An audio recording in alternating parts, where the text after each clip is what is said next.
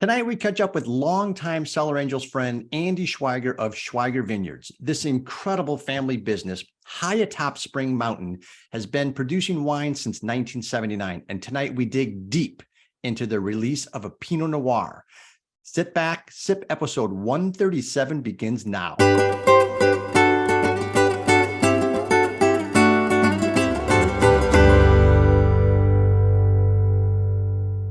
My name is Martin Cody, co-founder of Cellar Angels. And if it's Friday, sip happens. This is sip episode 137. Started as a wine community to make certain we all got through the pandemic safely. And it has continued as we now branch out into educational pieces. And tonight will be no different.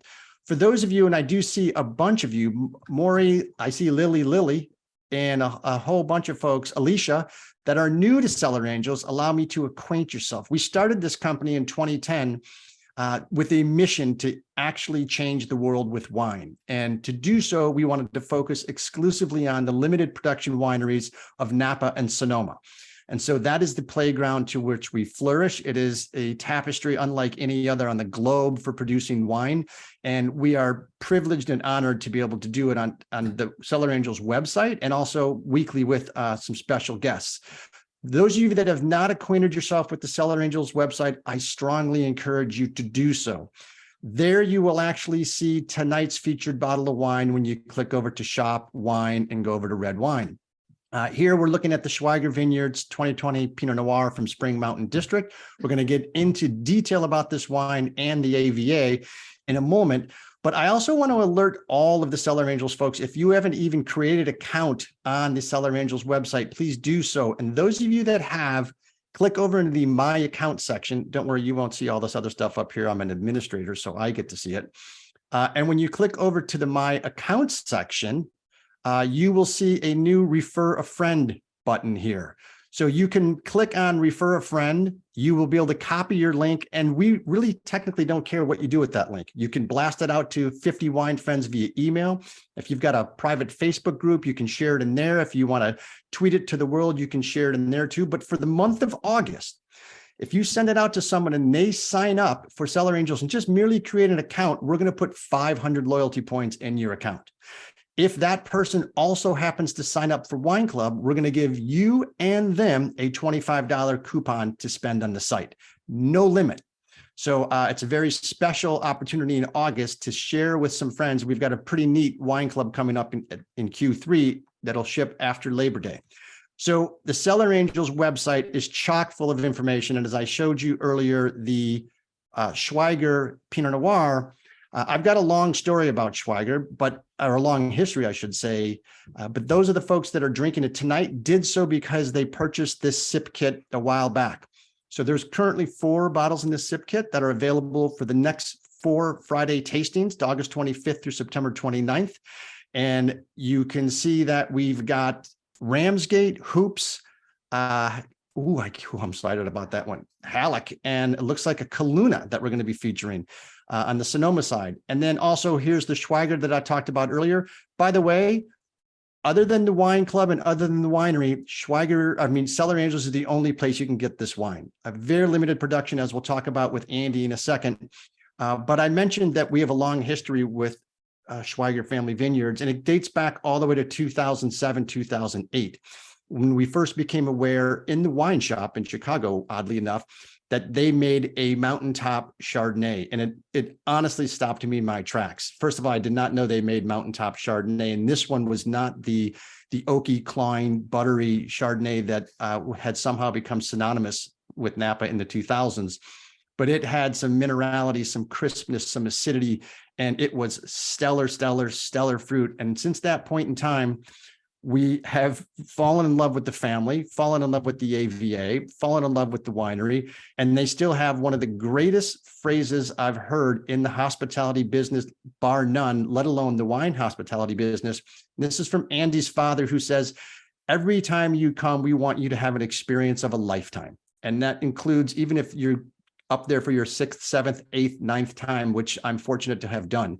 And each time it's magical. And the person now behind that magic running the day-to-day operation is this evening's guest.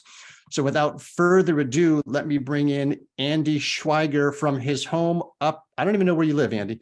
I live in town. Okay, it's St. Helena. I love my parents. I love my job, but I realized shortly after my wife and I got married that, yeah, let's live off property. Smart move. Yeah. Cheers. Good to see you. Likewise. And thank you, everybody, for jumping in this evening. Hope many of you are going to be able to enjoy this Pinot while we're talking. Yeah, and enjoy is interesting because right during the pre-show, I was telling Andy, and we just opened it for the first time. It's blowing me away, and we're going to get into why a Pinot on top of a mountain in an AVA that's not known for Pinot. But I want to kind of start, Andy, early on. But first, I have to go back 1 second. And Monday's pop quiz, Spring Mountain District AVA's elevation above sea level and the year it was established. B, the answer is 2,600 feet and 1993. Doug R. If Doug is in the house, Doug, or he could be at the symphony. I don't see Doug, but I do see Izzy, who knows Doug, but I don't know if we can give Izzy partial credit. So maybe Doug. Second is Julie Fogarty. Julie F. Is Julie in the house? I'm not certain Julie is either. So then it's going to go to Sandra O. And I did see Sandra O. So congratulations, Sandy.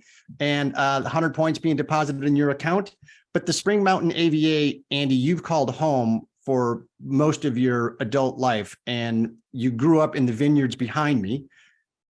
From a very young age. Tell us a little bit about kind of when you started taking over the reins from your dad, making wine, and your vision for the winery today. Sure. Well, it's funny because I actually did an interview with the St. Helena Star earlier this week, and one of their questions was, well, why did you choose to grow wines in the Spring Mountain District? It's like, well, I think it shows me because we've been up there longer than it's been an AVA. Right. So it is interesting because, now it is sought after and people will, intentionally buy fruit just so they can put that on their label. And it's like, yeah, you're welcome. We did the hard work for you. So I guess if we go all the way back, you are probably very well aware of the old story that the best way to make a small fortune in the wine industry is start with a large one. We've never had either one of those. Rather, my dad was working for Cal Fire, and he was transporting some engines from Sonoma County over to Napa County, and he saw this property for sale. Had enough to pay $225 an acre. The property owner was asking $275 an acre. So handshake compromise, the property owner took it off the market for a year. And when dad had saved up enough money to pay $250 an acre, bought the property. Now, at that time, it was completely forested. That's a beautiful older picture behind you there, Martin, because the trees were all still green. But you look at how that forest perimeter is behind the winery there. That is how all the property used to be. And growing up in the 70s, we'd go hiking for Christmas trees up there. Wow. That wasn't until... I'm about to have a visitor. It wasn't until the 70s, dad is in construction, recession hit and interest rates shoot over 20%. Not a good time to be in the custom home building business. So dad somehow convinces my mom that, a vineyard could be a fun hobby, just 2 or 3 acres until the next job comes along. 35 acres, next job came along. Now, it's interesting to note, and I have to be careful how I say this because sometimes people get all up in arms about cutting down trees, but cutting down trees is part of progress. And if you're cutting down one tree to replace with 10 grapevines, it's not like you're building condos. But granted, interest rates were sky high. We couldn't get a loan to do the job. So to buy the vines, to buy the wire and the stakes for the trellis system, we did have a timber permit. So we were earning money by selling the trees we were cutting and turned that money right back around into the land to buy the vines and buy the trellis equipment. Sometimes people ask why our vineyard rows are spaced the way they are. And it's kind of funny that most often you ask somebody that question, they'll say, oh, well, I read this from this vineyard management company, or I was recommended to do this, or all of our neighbors were doing this. In our case, we already had a Caterpillar D2, and so the vine spacing was designed around the tractor that we have. But let me pause for a second there, because first you mentioned $250 an acre. Out of curiosity, what would an acre on Spring Mountain, within a mile or two of you, go for today of rough land? Developed or undeveloped? Undeveloped. Undeveloped, probably about 120 to 180,000. And what about something with vines already? Depending on the health of the vines, anywhere from 250 to 350. And you also said interest rates were kind of high. Now, historically speaking, I think we've been a little spoiled over the last 15, 20 years as it relates to interest rates, maybe even longer if you go further back. How high were interest rates back then? 21 to 23%. Yeah, it's incredible. 21 to 23%. And so you weren't even in the picture yet, were you, when they were doing all this and planting the rows, or were you knee high? Well, I was a kid. I was, 7 or 8. I was aware of what was going on. My wife and I had been married for about a year and a half, and she signed us up to play softball, and she just assumed I knew how. And I never played baseball or softball as a kid because I was busy working the vineyard. So yeah, I can't throw a softball to save my life, but by the age of 9, you show me where you want that tree to fall and I can make the tree fall there. So I'm a lumberjack, and that's okay. There you go. And so when did you kind of, leave college or finish college and then come and work at the winery full time? Well, so when I was 16, I got a fake ID to get a work permit that said I was 18, and started working as a cellar rat in high school and fell in love with the production side of winemaking. But had grown up farming alongside Dad. I had worked to get my ag driver's license when I was 14. So most of junior high, today it would be called middle school, but most of middle school and high school, I would miss 50 to 80% of school the first 4 to 6 weeks of of the school year, because I was the only Spanish speaker in the house. And so I'd had to go up and translate with the vineyard workers for Dad. And by then, excuse me, he would have a new construction job going. So he necessarily couldn't be there every day during harvest. So at age 14, 15, 16, I was running the picking crews and then driving 8 ton at a time down the road to deliver to wineries. And seeing what was going on inside the wineries, I was like, you know what, this looks like a lot of fun. I had shown a good propensity for chemistry and was like, okay, here's kind of applying what I'm strong at. And it also kind of run the math and realized that, yeah, the vineyard is good for income for Mom and Dad and us kids, but Dad still had to have the construction as a side hustle to keep all the, get ready for kids going off to college. How is that going to be as my sister and I get older and we get married and we have families? So now it's having to support 3 families. And it occurred to me, this business is going to have to grow in some direction for us to be able to feed more mouths with it. Mm-hmm. So I decided to go off to Davis to study both viticulture and winemaking, and worked for many wineries while going to school because I had chosen Davis over Fresno. Fresno has a stronger practical background. Davis is more theoretical. I chose Davis for the theoretical education because you can always do practical on your own. You can't really do theoretical with OJT. So I get out, it's 93, and working at Chateau St. Jean. 94, we were selling grapes to many different wineries, one of them being Con Creek, which early in 94 had been bought by US Tobacco. And we were on a great price formula, which meant if they were selling Cabernet for $18 a bottle, you got $1,800 a ton. If they were selling it for $30 a bottle, you got $3,000 a ton. So we were going into their $40 program.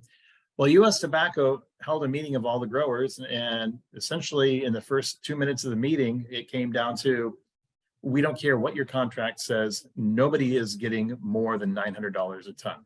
Whoa. We're U.S. Tobacco. Sue us. We're used to it. You'll go broke in court. You got to like capitalism sometimes. Yeah. Hold that thought, because I don't want you to mention any other winery names, because I've got a poll question. So I'm going to launch a poll question, and this is going to come back in a moment, and you'll know why. But one of the earliest lessons Andy learned about making wine was when he worked at Cain Vineyard and Winery. Cain spelled wrong. Beringer, good help is hard, Andy. I'm not certain who misspelled Cain. Beringer, Stag's Leap, or Chateau Montelena. So where did Andy work as a young lad to pick up a very pivotal piece of wisdom that has served him well to this day? And as I pause and we cue the music, I'm going to take a sip of this 2020 Pinot Noir.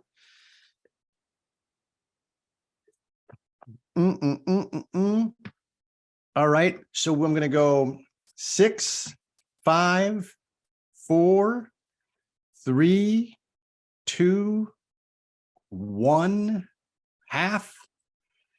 All right. Before I share the results, who was the risk taker that went with Cain spelled wrong?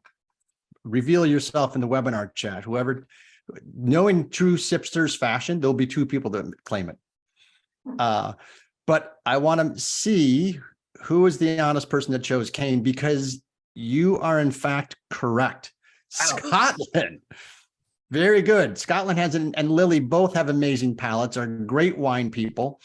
So that is correct. And if you would, Andy, and then I'll revert back to it later when we get to the Pinot Noir, who was the winemaker and what did you learn? Chris Howell. And I'd say 2 important, and you know what? And let's give a quarter credit to people who said Beringer. Okay. Because I worked at Chateau St. Jean before it was a Beringer property. There you go. And by the way, extra credit. Does anybody know what Stag's Leap and Chateau Montelena have in common? You can throw that in the chat. And show of hands here in the audience, who hasn't been to Schweiger? Ivy, you've not been to Schweiger. Interesting. Scotland again. Scotland's on fire. Yes, both of those wineries were in the Judgment of Paris, which is actually next week's SIP topic. So go ahead. We'll give those people partial credit. So Chateau St. Jean. Oh, yeah. So, but anyway, so you were asking me about the lesson learned at Cain. And I'm assuming you're talking about what we discussed yesterday, but I'll throw out 2 things. Is that,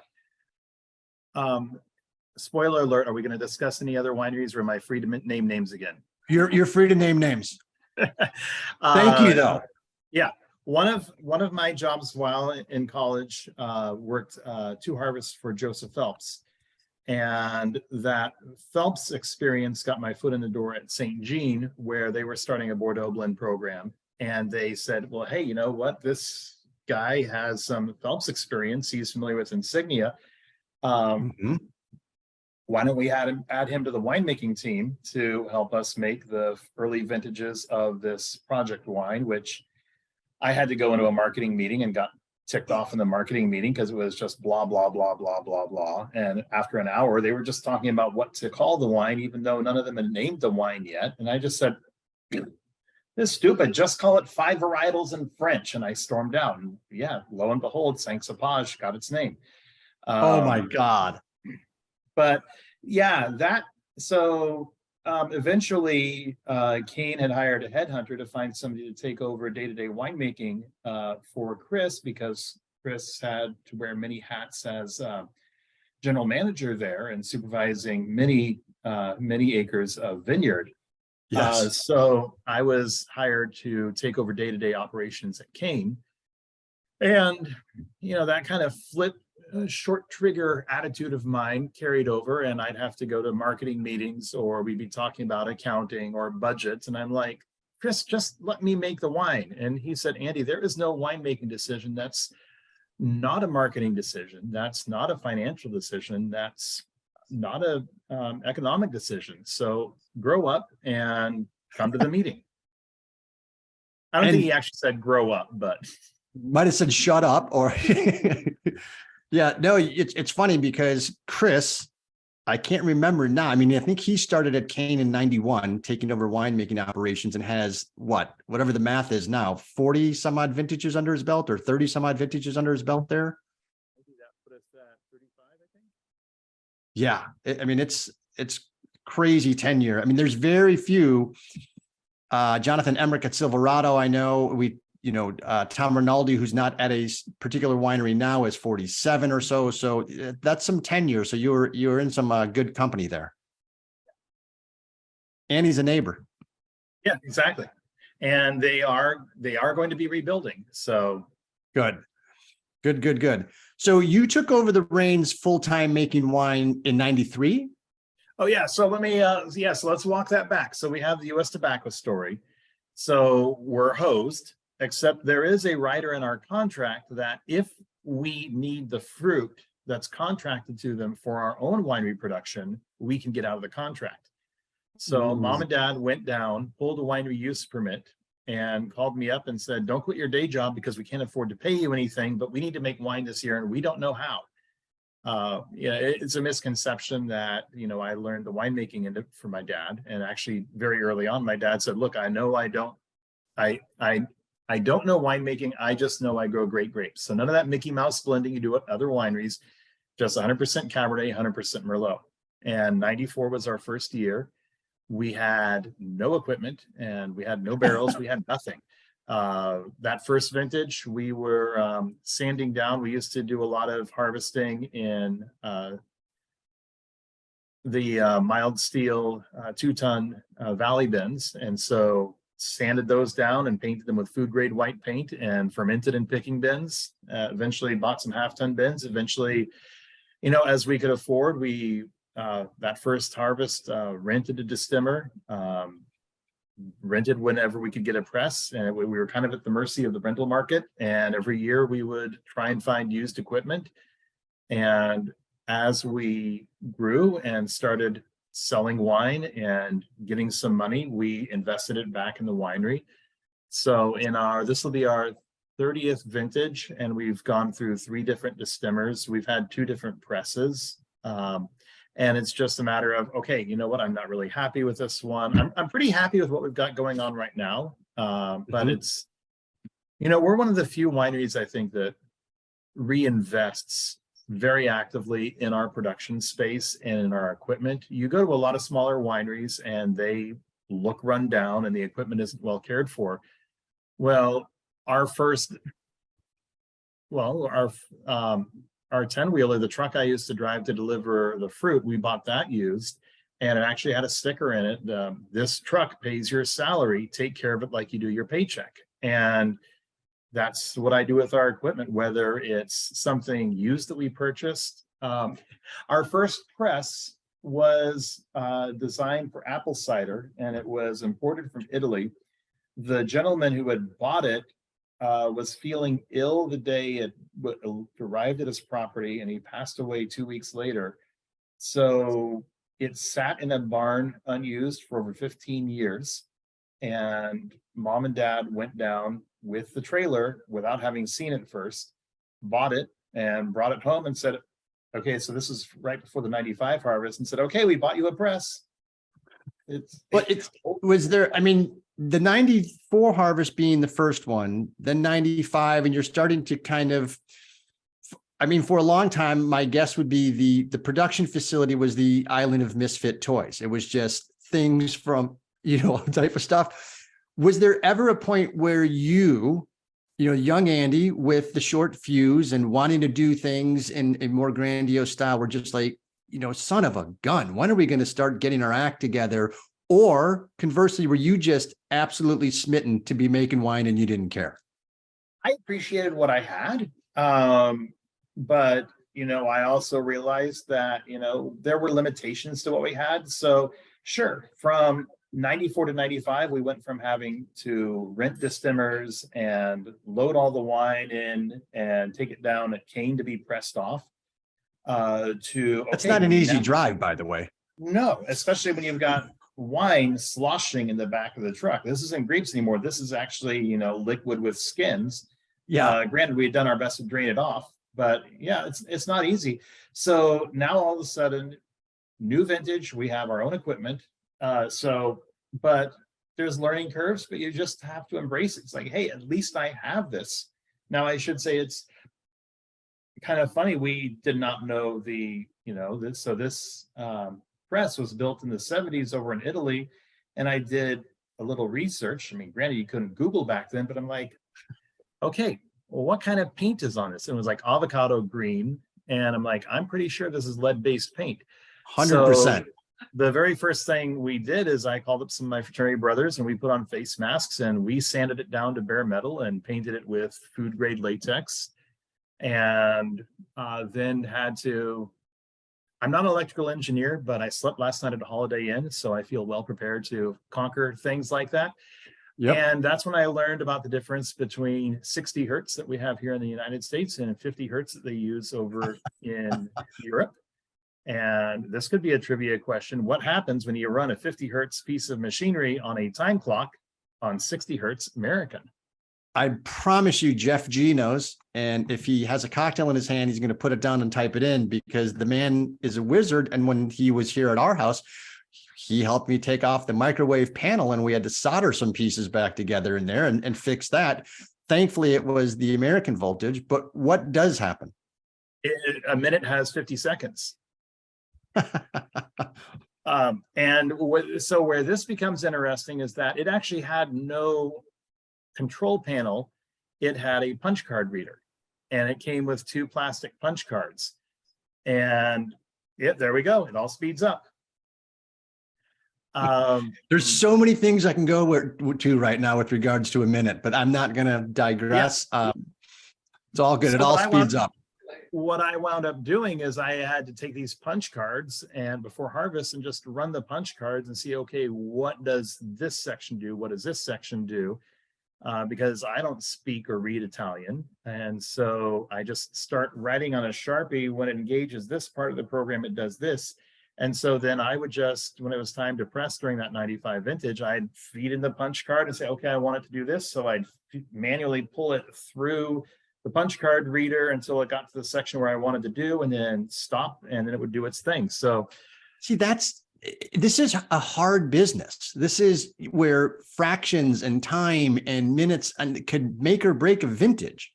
Yeah. And it's, they say necessity is the mother of invention. And, I was very happy at the time to have what we had, but then, finally I was like, hey, we're limited by this. And so it was in 2000, we finally purchased a Europress, which is what I had been using over at Cain.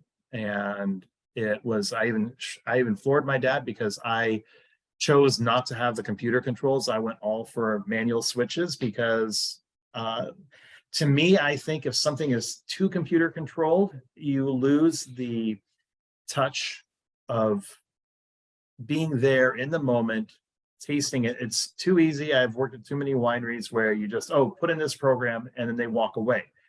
Right. I like being there to have manual control, which I know my family would laugh at me because I'm all about home automation. Our adopted son comes home from New York sometimes and he's like, Papa Andy, someday this house is going to rise up and kill you. But you know what? When it comes to my work, you can't be automated. You've got to be there. I'm tasting the whole time I'm pressing, and it's you've just got to be there and you got to be involved.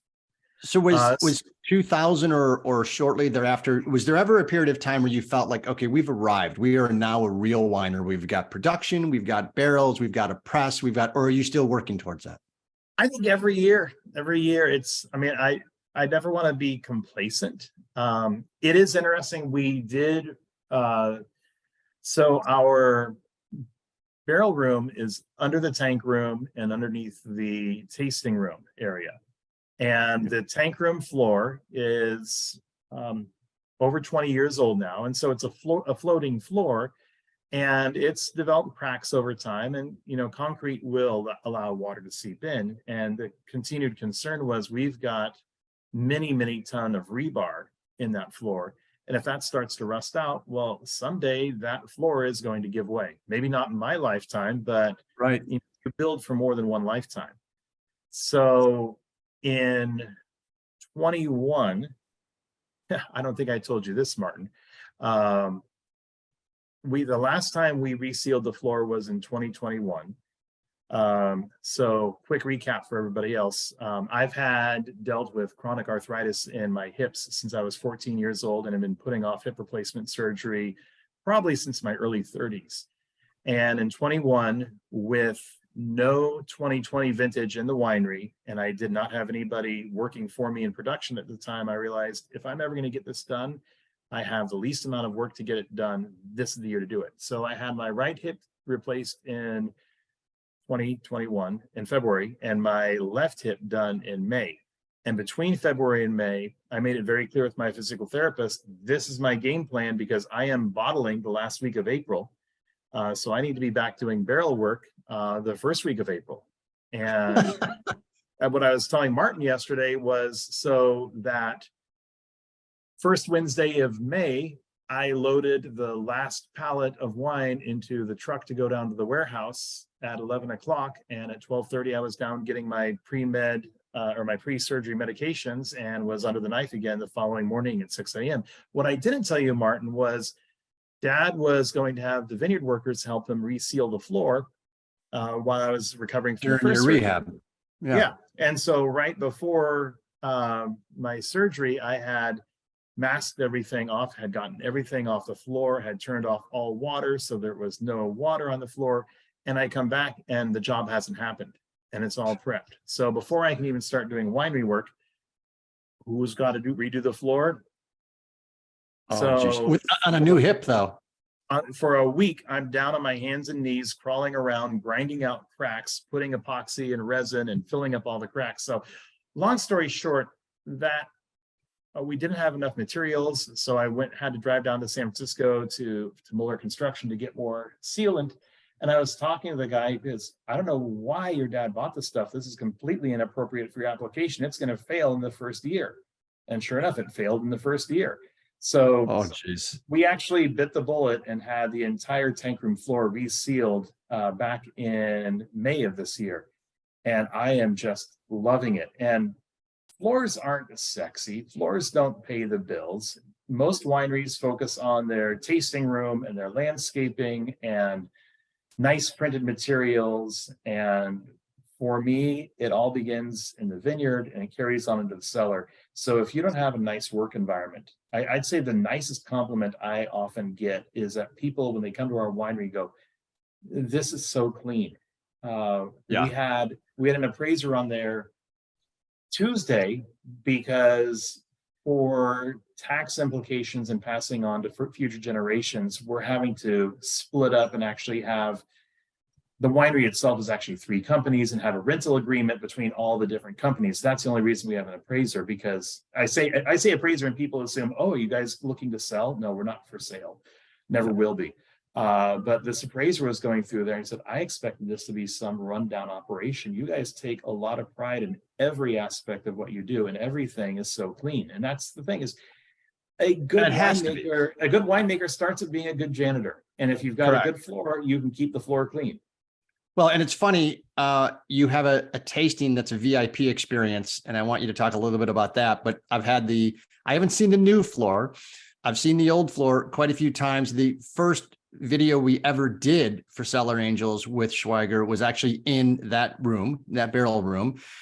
We also did a dinner, I think, for 40 people in there with a whole bunch of folks from the wine stores around the country that we are involved with. And we had Mexican food down in the barrel room, and you threw out a whole bunch of tables, and it was outstanding. And it gets to the hospitality aspect that I talked about earlier. So you have a VIP tasting experience that's actually in the vineyards. Tell me a little bit about that. Yeah. So this came up, I don't actually. So the whole impetus for this, Mom and Dad for Valentine's Day went down to a tractor show in Fresno, because that's what you do when you're farmers. Well, it's because Mom really wants to pave the road someday, so she's not getting dust on her car. I keep resisting, but they were looking at different alternatives for disking. And while they were there, they saw this 6-seater ATV. And so we purchased that, with the idea being that we would offer these tours, and originally it was just going to be Dad or myself, and we've since expanded it to Paula, my wife, will do them, or Sadie, my assistant winemaker, who Paula calls my work wife.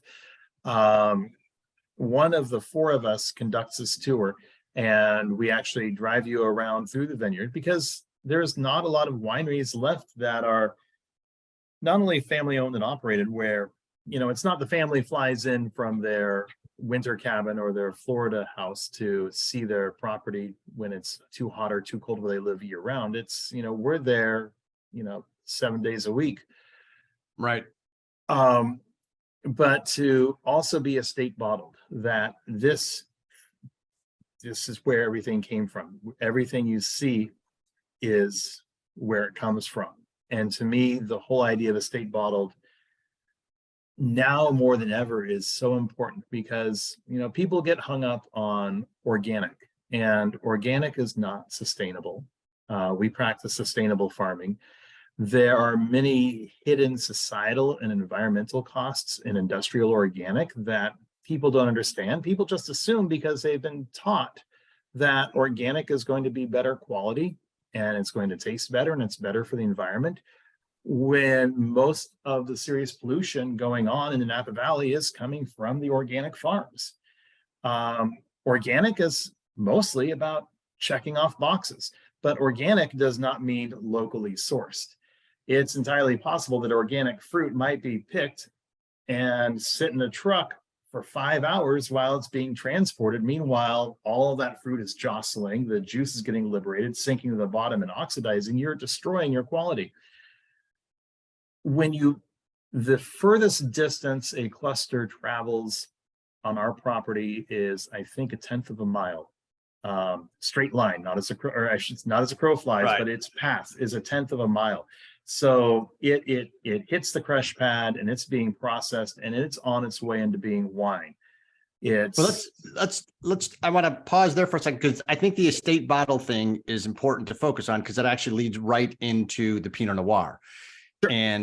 And you, I mean, everyone knows Schweiger for Cabernet, the dedication project, you know, the estate Cabernet Sauvignon, the Merlot, you produce all 5 Bordeaux varieties. I never, ever once thought in my life that there would be a Pinot Noir coming off that property. There's only one other producer in all of the Spring Mountain District that makes a Pinot Noir. So how did you decide from this pristine Cabernet Merlot producing property that you were going to make a Pinot Noir? Yeah.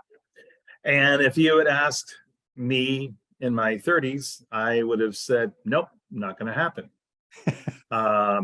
Actually, I might have said, yeah, maybe if we bought some land somewhere else. But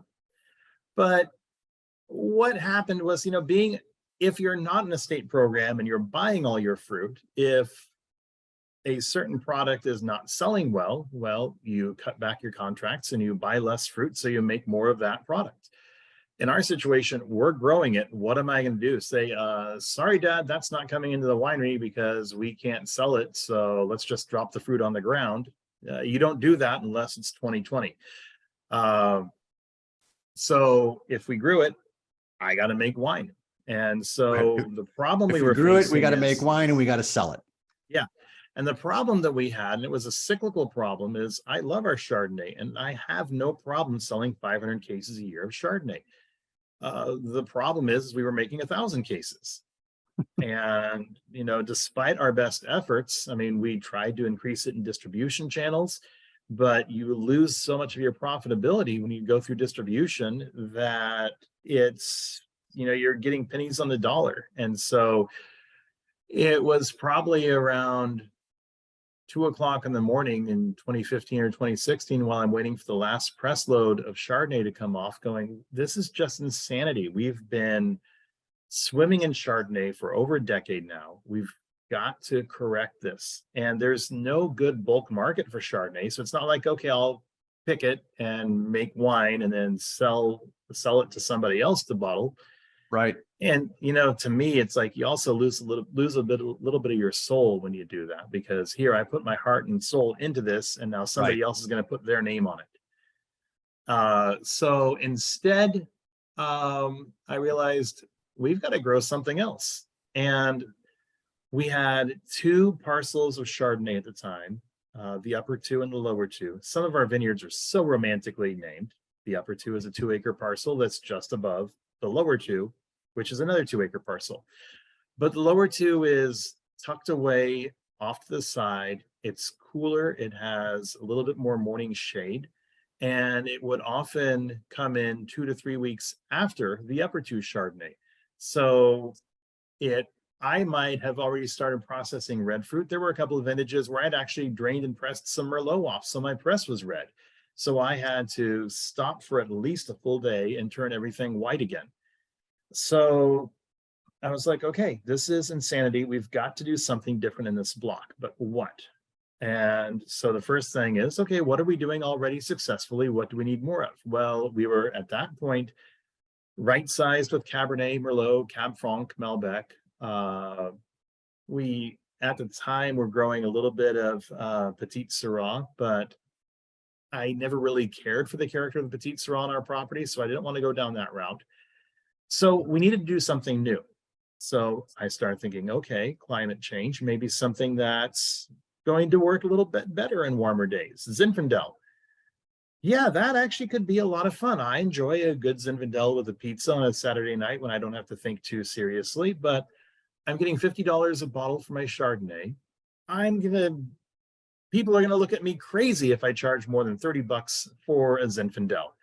So I'm gonna take a vineyard out of productive state for at least 3 to 5 years to make less money per bottle. That is more insane than overproducing. So And enter Chris Howell that every winemaking decision is an economic decision. yeah. And it's okay, if we're going to make this, who are we going to sell it to? Well, Right. as our wine club has grown, it's been a lot of fun for me, being somebody with ADHD, that, hey, if I can find a new squirrel to chase, let's have fun. The other thing is I'm 53 now. I've learned to manage my ADHD. So I'm a chronic list maker, and I don't move on to one thing until something's checked off my list and I move on. And that's how I control, so that it's not the Pinot as the new shiny object getting all my attention. I've got to balance where my attentions go. But it's been a fun project to chase. And so, yeah, I decided, okay, wait a minute, Chardonnay grows great here, but this is cooler. Why not Pinot? Well, because nobody else is doing it in your appellation. Well, talk to the first person who ate an artichoke. Sometimes you just got to be bold and daring. And it's, my dad enjoys it. I think he at first thought he was humoring me, but now that he's actually tasted the wines that we've been making from this, he's like, wow, this is actually something different, something new. And it's kind of fun to have a different expression of our terroir. All of my wine, one of my philosophies, I never set out and said, hey, this is my philosophy and this is how we're going to make our wines. It's just kind of, they've evolved side by side. But to me, It's God has gifted us with this great property. My job is to showcase what we've been able to do here because of God's gift to us. And how can I express our terroir and express the varietal, and as needed, keep myself and my ego out of the way and just let it be about the fruit. Now you didn't Pinot's pull vines. Pinot's a great expression of that. No, we didn't pull vines. So we tea budded. So okay. We've done a lot of tea budding over the last 15, 20 years, because as dedication grew, we had to get some Malbec and Cabernet Franc planted.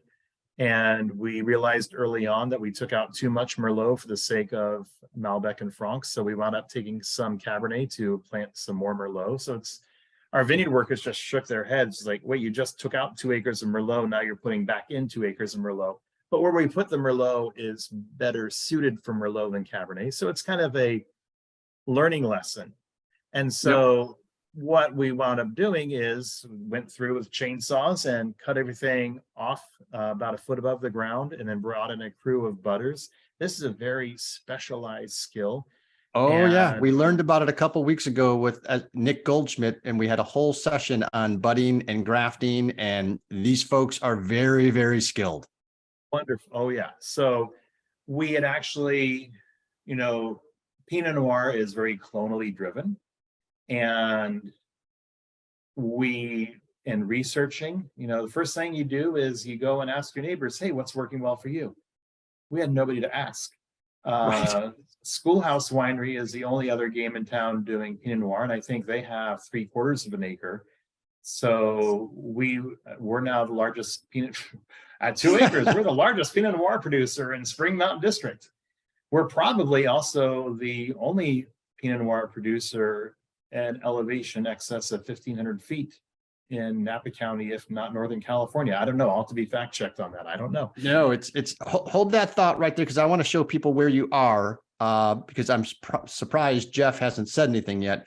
But before I do, I want to launch our last poll question, which actually talks a little bit about the Spring Mountain AVA, Spring Mountain District.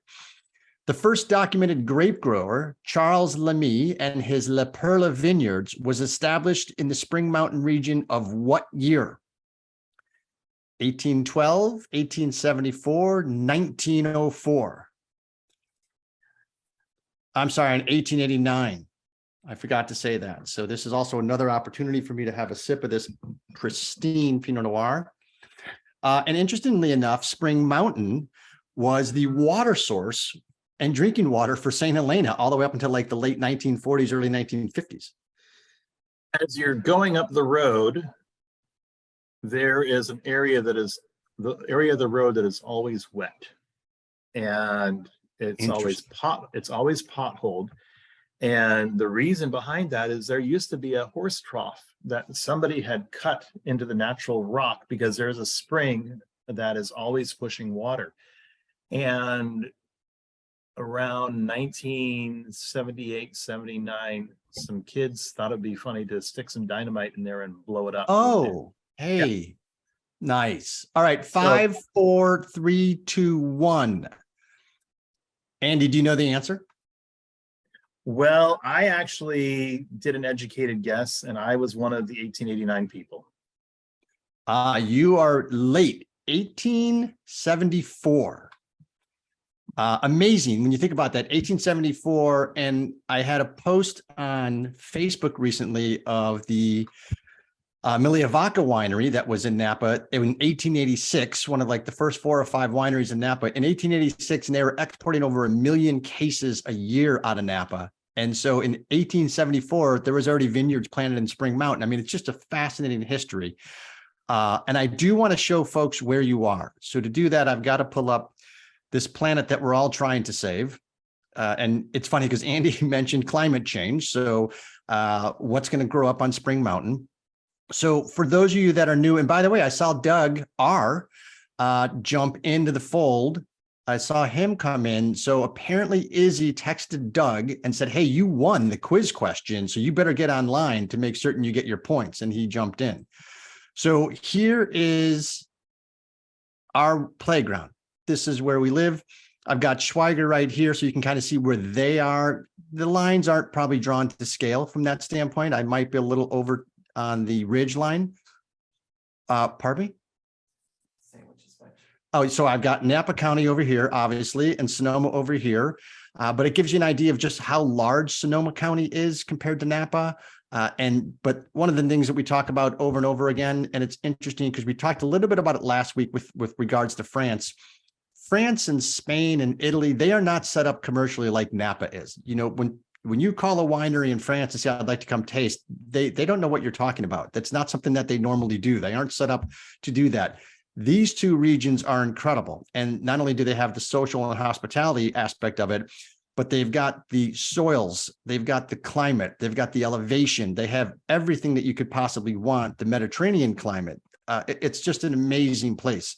So as we drill into where Schweiger family vineyards is, you get an appreciation for mountaintop winemaking. And Andy has told me, Andy's father has told us, we've been educating people, and Andy will tell you when you go on these tours, you know, the soil up here is thin. These vines have to go down 20, 30 feet to find water and nutrient. And I've long been an advocate that in that struggle comes forth the vibrancy of the clusters and the fruit and the intensity. most of the best red wines in the world are either benchland or mountaintop. There are some good wines made from valley floor, but the valley floor is flush with nutrient because of millions of years of erosion. Up here, the air is thinner, it's cooler, the extremes are more extreme, and the vine has to struggle a little bit more. It is a pretty special place. And when you turn around this vineyard, you get to see some topography that you don't normally get to see. I mean, it is very mountainous, a lot of neighbors, and you can see some of those rows that are the width of the D tractor that Andy was talking about. But if I pull back and show, if we look down into St. Helena, you'll see, if I were to put a pin for La Jolla, which used to be Terra Valentine, Keenan right down the road, Schoolhouse that Andy referenced, which is the only other producer of Pinot Noir in Spring Mountain, Juslin way down here near the bottom, former, previous Cellar Angels partner as well. Same with Terra Valentine. Spring Mountain recently sold, I think, out of receivership. They've got 840 some odd acres of unbelievable property. And then I show you this together from that standpoint. And if I were to take this line from, just on the outskirts of St. Helena, and we trace this elevation. So here we are in the town. You can see the red arrow at Spring Mountain, kind of near the high school track that you drive by when you come up to the property. And you start moving up and you go by Juslin, and you're at, 400 or so feet, 500 feet. And then you keep moving further up, and you get to Schoolhouse. And now you're starting to approach 800, 900 feet, 1,000 feet. You get up to Keenan, you're at 1,400. Terra Valentine, I keep calling it Terra Valentine. La Jolla, Chris Carpenter's going to be mad at me. La Jolla, you're at 1,600 feet. Then you start getting up to Schweiger, and you're in the 1,900, 2,000 feet range. So you go up from the valley floor a good 1,800 feet. And I don't know how many times, Andy, you've probably called, or Paula has called, that says, hey, I'm down the valley. Do you need anything? Because that drive, we need eggs, we need milk, we need that. It's got to be a regular call because it's a wonderful drive. Cain is over here, and I can't imagine you driving a truck because the last mile of that road's not paved with wine sloshing around in the back. But this gives you an idea, Sipsters, of just how high elevation this is. It is an unbelievable view up there, and I strongly encourage folks to make their way not only to St. Helena, but to some of these spots, especially Schweiger Vineyards. Yeah, it was interesting, Martin. If you can go back to the aerial of the winery. I can. It was also kind of fun seeing when you brought up Spring Mountain. Yeah, it was done in receivership, and I'm good friends with their vineyard manager there. And he is excited because they finally have some influx of cash. And so they're finally getting to take care of the vineyards the way they wanted to. Yeah, that's great. Okay, so zoom in a little bit more. And rotate a little bit more kind of counterclockwise. Because this is going to kind of be a fun illustration. Oh yeah, that's okay, good. Hold there. So you'll see that reservoir there.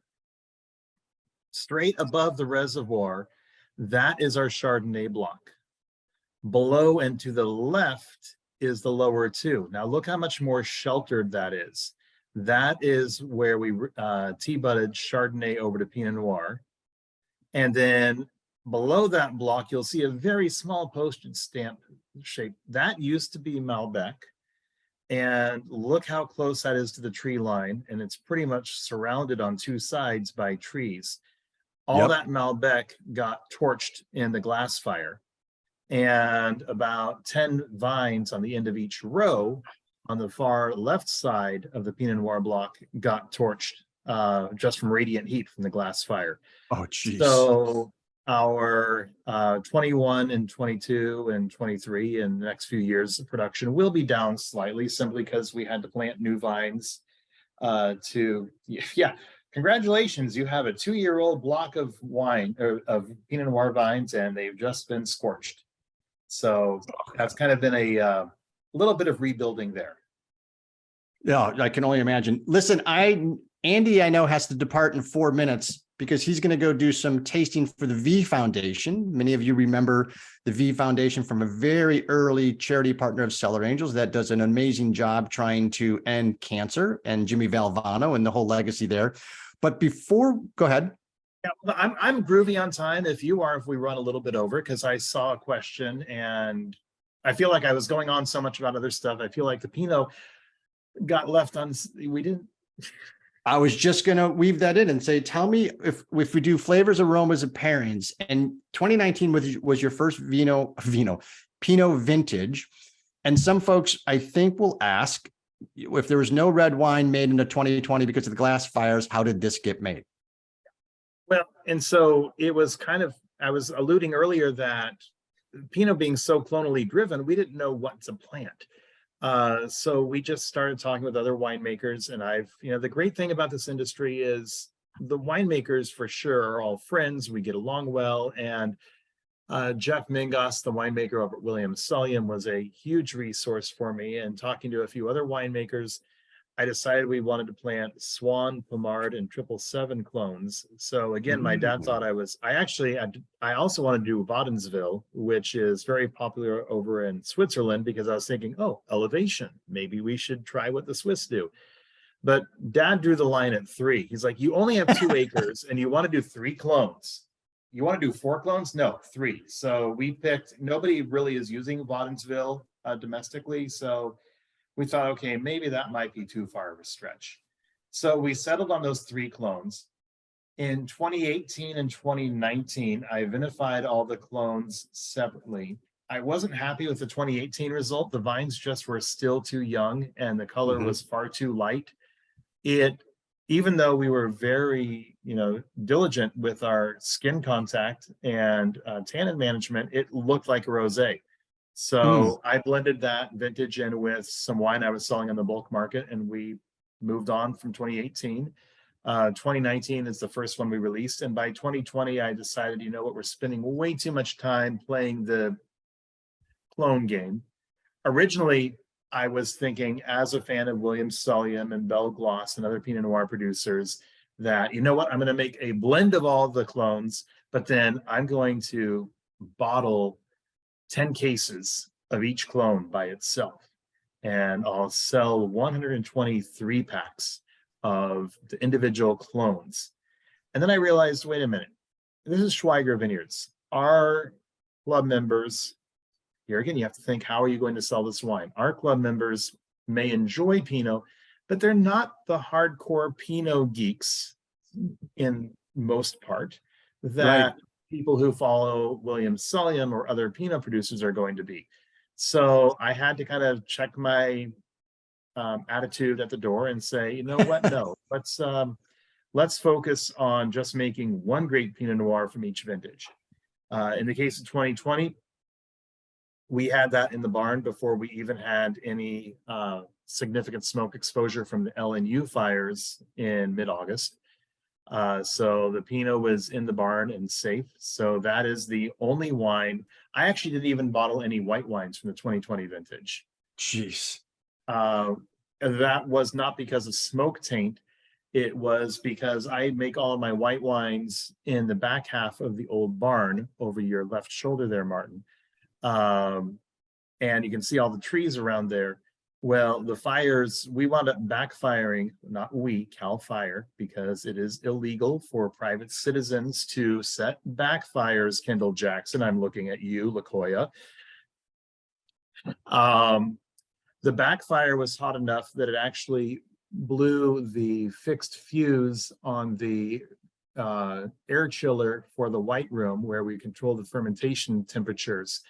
And we were so busy firefighting that I don't think I got into the white room for another 15, 20 days. I mean, it's like, oh, geez, you're fighting for your life. You're fighting for your property. You're fighting for a family legacy. It's the one time in my life that I'm like, okay, winemaking's got to be to the side. And I went in and smelled and tasted these white wines, and they just were not representative of our normal quality. So it was painful, but bulked them out. and moved on. And So it's not hyperbole when Andy says fighting for your life, fighting for your legacy. If anybody remembers the 2017 and 2020, and there was some absolutely horrific footage, and there was a especially horrific. I don't know how you did it, Andy. You were driving down Spring Mountain and filming, and you were choked up, and it wasn't from the smoke. We were choked up listening to you as you were filming, and you literally were fighting for your life and fighting for the lives of others and fighting for property and fighting for vineyards and homes. And I'm glad there was no white wine. Honestly, I'm glad you took care of more important things. I was a volunteer firefighter for the city of St. Helena for almost 10 years, and I've been on my own share of wildland fires and structure fires.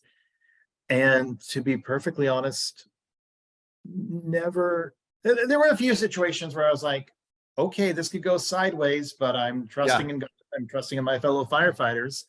I was actually one of the last classes that got to do live props at an oil fire school in Northern California.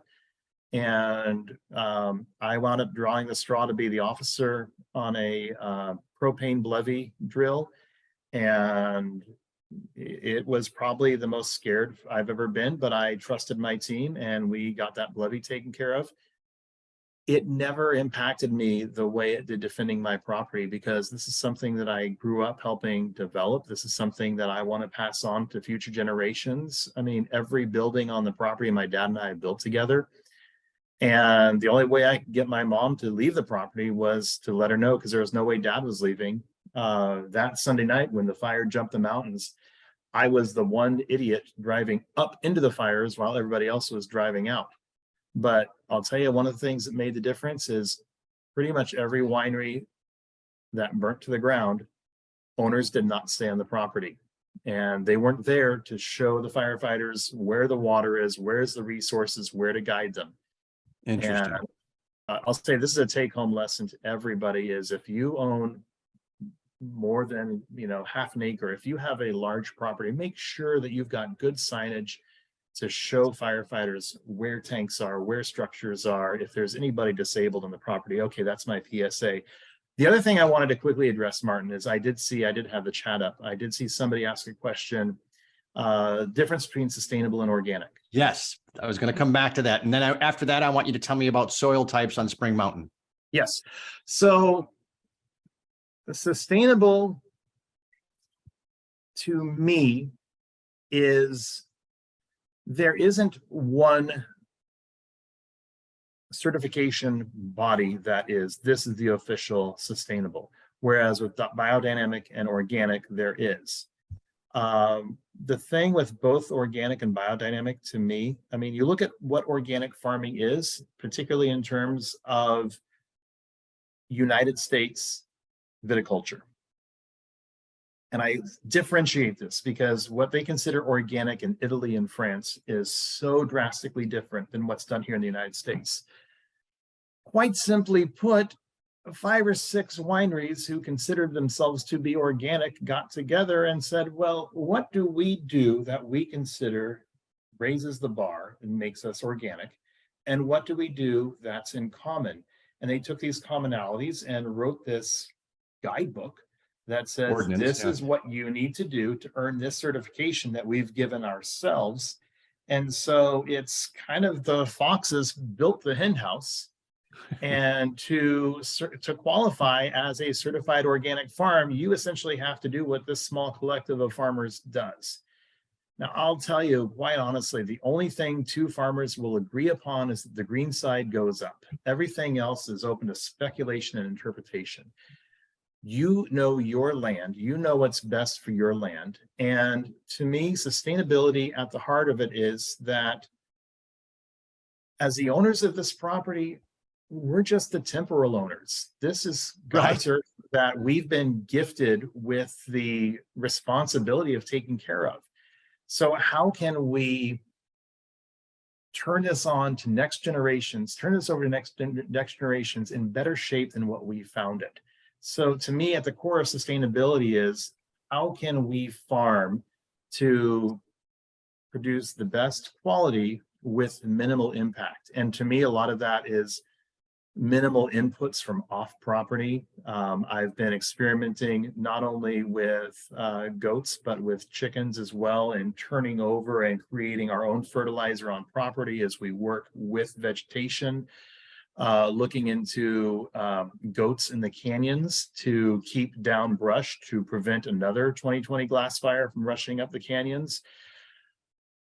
Where organic is not sustainable is they've painted themselves into the corner as to what they can use. And so they use a lot of organic fertilizers that have a lot of free organic nitrogen, which leaches off very well with rainwater, which as a result winds up in the streams, which brought about a certification which Schweiger Vineyards has earned, which is called fish-friendly farming. And not only is that about not putting silt into streams, and people kind of look at me cross-eyed because I'm one of the highest elevation certified fish-friendly farming farms around, but silt starts uphill. Right. But it's also your fertilizer, and it's all about how can you minimize how much nitrogen, how much phosphorus, how much potassium, NPK. That's oversimplified fertilizer 101. That stuff gets into your streams, it's going to kill the fish. And it cracks me up because I live here in the town of St. Helena, and one of the largest growers here every year blows their horn about all the hard work they're putting into restoring this one creek. But they don't bring up the fact that it was their own farming operations that compromised the creek, and the state sued them, requiring them. So they turned a state lawsuit into a marketing opportunity. So lovely. Soapbox. I'm getting off my soapbox. So no, what I'm going to saying take you off. I'm going to take you off your soapbox and tell me about the uniqueness of Spring Mountain District soils. Yeah. Well, what's really interesting is it's a combination of, tectonic plates pushing together, heaving up. So unlike the eastern slopes, which is a lot of volcanic activity, we're two plates pushing up. But then because of the way the winds were blowing when Mount St. Helena was active, we have a lot of that volcanic ash that was blowing out towards the ocean and naturally deposited on our ridge. So we've got extremely varied soil types. There is a light post over Martin's right shoulder that if you stand there, you can turn 270 degrees and within a stone's throw see 5 different soil types in 3 different vineyard blocks. And it's a constant changing, and there's areas where it's fun to do tractor work, and there's areas I was working one of those today in the power crawler, and I was on it for maybe an hour, and I got off and I was like, oh boy, it's time for some leave in the back. Yeah. But those soils go down so deep that we're able to dry farm. Now, if you look closely at the vineyard, you will notice there are drip hoses. You do have to replant periodically, whether it be from disease stress like Pierce's disease or tractor blight. And so one drip hose is dedicated for brand new plantings all the way up to their 3rd year. And then once they're established, they lose the emitters in that drip hose. The other drip hose is for emergency. Just because we're dry farm doesn't mean, let's look back 2021. 2019, we had early September, we had 2 days of 107 plus heat, and we were able to turn the water on and save most of the crop. 2022 was a bit more of a challenge when we had 12 days of 110 to 115 degree heat. You just can't throw enough water at that. So our 2022, our production is going to be 40% of normal.